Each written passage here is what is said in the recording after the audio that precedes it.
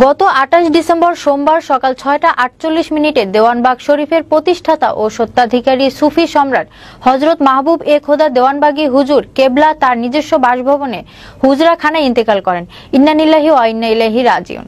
গতকাল মঙ্গলবার বাদ জোহর আরামবাগ বাবে রহমত দেওয়ানবাগ শরীফে জানাজার নামাজ অনুষ্ঠিত হয়। জানাজার নামাজ শেষে রাষ্ট্রীয় মর্যাদায় বীর মুক্তিযোদ্ধা হযরত মাহবুব এ খোদা হুজুরকে গার্ড অফ অনার প্রদান করা হয়। গার্ড অফ অনারের পর সমাধিস্থ করার জন্য মতিঝিল বাংলাদেশ ব্যাংকের পেছনে বাবে মদিনার দরবার শরীফে তার সহধর্মিনীর পাশে সমাহিত করা হয়।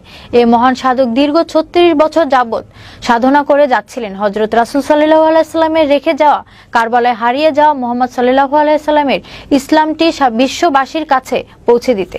সারা পৃথিবীতে অসংখ্য আশেক ভক্ত রেখে যান। সারা দেশে ১১টি দরবার শরীফ, শতাধিক খানকা শরীফ ও সহস্রাধিক জাকের মজলিস প্রতিষ্ঠা করেন। জানাজার অনুষ্ঠান লক্ষাধিক আশেকে রাসূল ভক্তবৃন্দ ও সাধারণ জনতা উপস্থিত হয়। পুরো এলাকা লোকে লোকারণ্য হয়ে যায়। বহু মুক্তিযোদ্ধা ও সরকারি প্রশাসনের সদস্য উপস্থিত ছিলেন।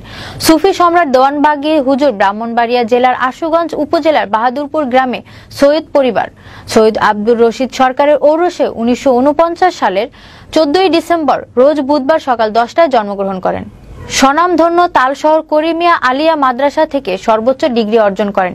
১৯৭১ সালে মুক্তিযুদ্ধের ডাক আসলে তিনি মুক্তি বাহিনীতে নাম লেখান, ট্রেনিং করেন। ভারতের হেজামুরা ক্যাম্পে জেনারেল শফিউল্লাহর নেতৃত্বে শপথ বাক্য পাঠ করানো সহ সশস্ত্র যুদ্ধে অংশগ্রহণ করেন।